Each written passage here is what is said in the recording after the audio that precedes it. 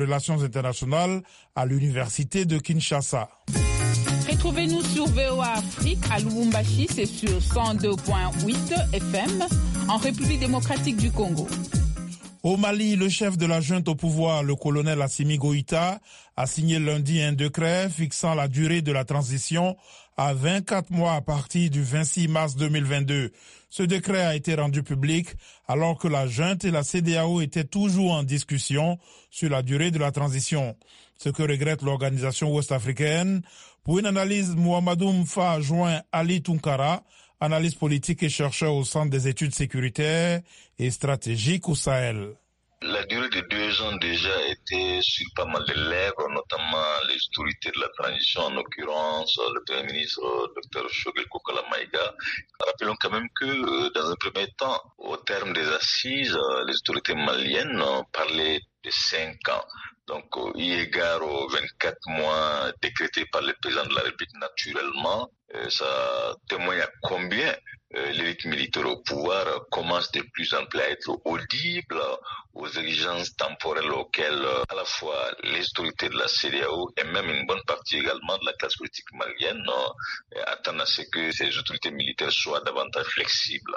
Ce décret est publié alors qu'il y a une négociation entre les autorités maliennes et la CEDEAO au sujet justement de la durée de cette transition. Comment comprenez-vous l'initiative de publier ce décret alors que les discussions se poursuivent avec la CEDEAO? Le décret est une nécessité, mais laquelle nécessité pose un problème de temporalité. Une nécessité parce que le Mali se trouvait quand même dans un vide juridique.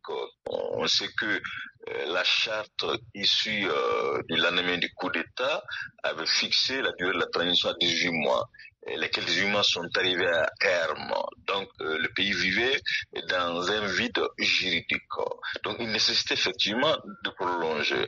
Mais il fallait-il attendre qu'au terme du sommet qui s'est tenu la semaine dernière à Accra, entre les chefs d'État de la CEDEAO pour décréter le lendemain un tel décret. Son efficacité pose d'énormes problèmes, plus que des solutions au regard de ce rapport tendu entre l'élite militaire au pouvoir et les autorités de la CEDEAO. La CEDEAO, dans un communiqué, dit regretter que la junte malienne n'ait pas attendu la fin des négociations. Comment envisagez-vous les relations entre la CEDEAO et les autorités maliennes après la publication de ce décret?